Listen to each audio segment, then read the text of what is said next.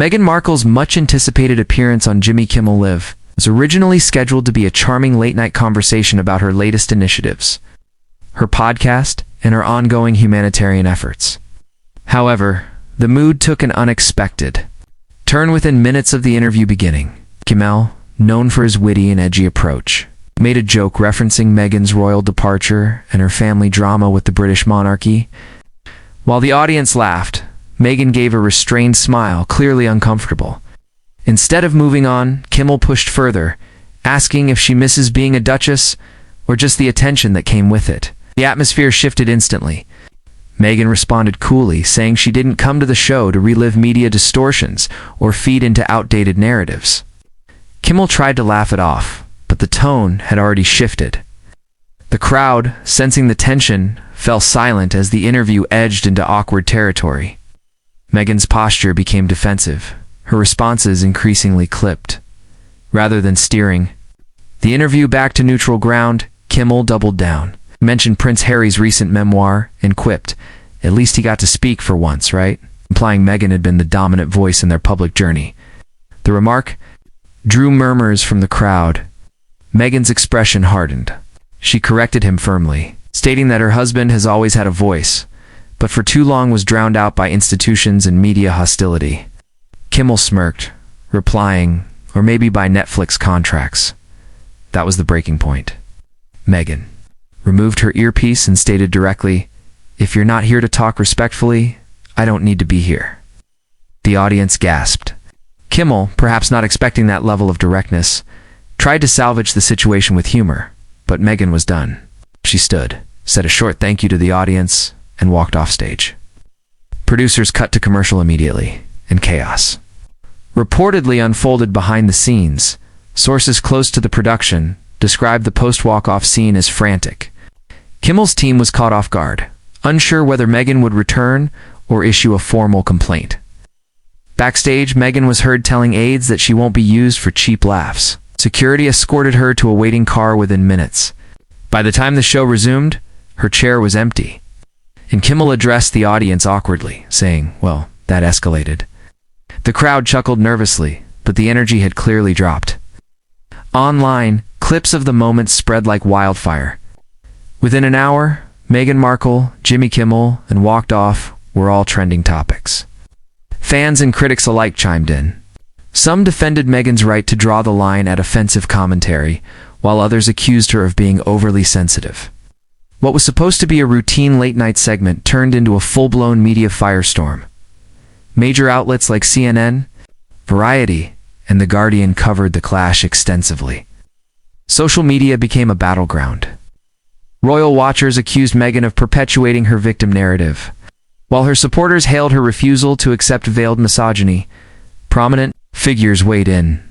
Ava DuVernay tweeted that respect isn't optional, even for laughs, while Piers Morgan gloated, calling it predictable diva behavior. The conflicting takes only fueled more attention. Meanwhile, Kimmel's team issued a vague statement the next morning, saying they regretted the misunderstanding and wished Meghan well. Critics slammed the non-apology, calling it dismissive. Meghan's reps were more pointed, accusing the show of turning a guest appearance into a mockery. They emphasized that Meghan had joined the show in good faith to discuss advocacy work. To be a punchline, the statement ended with a note that boundaries were crossed and respect was not afforded. Behind the scenes, ABC executives were reportedly furious. Meghan's team had coordinated weeks in advance for the interview, reviewing segment topics and pre-screened questions. Sources said the show had agreed to steer clear of triggering subjects, but Kimmel had gone off script. There was internal debate about whether to issue a second, more formal apology. Some producers felt Kimmel's behavior jeopardized future bookings with high-profile guests.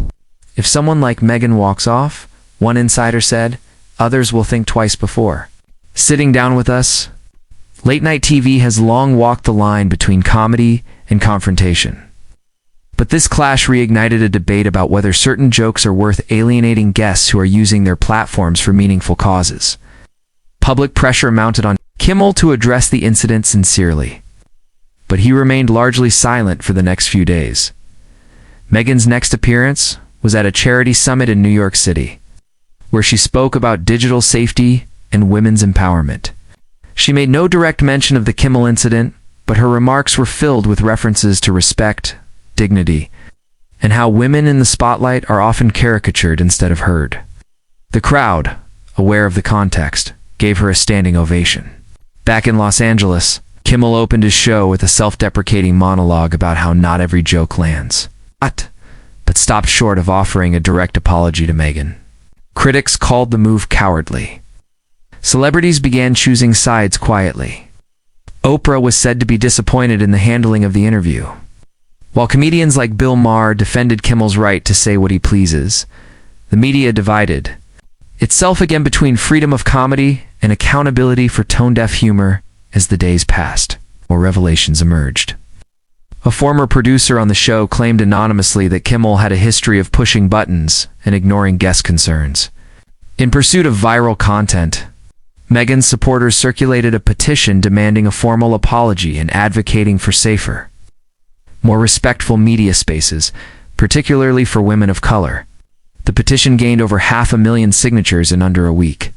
Meanwhile, some conservatives used the moment to criticize Meghan as overly sensitive and self-important, renewing debates about cancel culture and the limits of satire. But for many, it wasn't about jokes, it was about intent. Meghan hadn't objected to humor in general. She objected to being targeted with thinly veiled jabs during what was billed as a respectful conversation. In the entertainment industry, the fallout was palpable. Bookers for other talk shows privately discussed tightening guidelines and reinforcing topic agreements with publicists. The Meghan incident became a case study in PR meetings about how quickly things can spiral. Meanwhile, Jimmy Kimmel's ratings took a brief hit, with some longtime viewers tuning out in protest. ABC remained supportive on the surface, but was reportedly conducting an internal review. Meghan, for her part, remained focused on her work. She held back-to-back meetings with nonprofit leaders and used the attention to highlight initiatives around maternal health and mental wellness. Her refusal to return to the media fray, many said, was itself a powerful statement. She didn't need to clap back, her dignity had done the talking.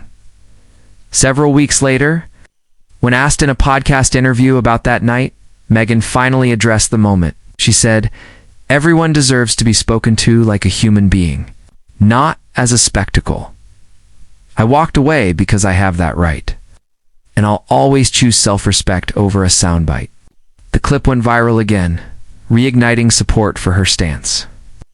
Fans reposted the quote under the trending tag, "Walk away with dignity." Jimmy Kimmel, when asked months later, admitted he might have misread the room. He joked that Meghan has better boundaries than most heads of state, trying to add levity, but the laughter felt different now. The industry had shifted slightly. One guest's decision to stand up and walk out had forced a conversation, uncomfortable but necessary in the end. The heated clash between Meghan Markle and Jimmy Kimmel became more than just a celebrity spat, was a mirror reflecting how media still treats powerful women, particularly women of color. Meghan's reaction was seen by millions as a declaration that the era of suffering fools quietly is over. Late-night comedy had to reckon with its tone, its boundaries, and whether it still served its guests or only served clicks. Jimmy Kimmel moved on, his show intact but slightly humbled.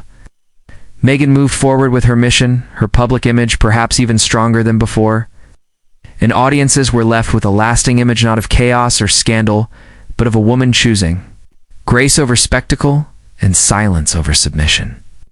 It wasn't just a walk-off, it was a stand.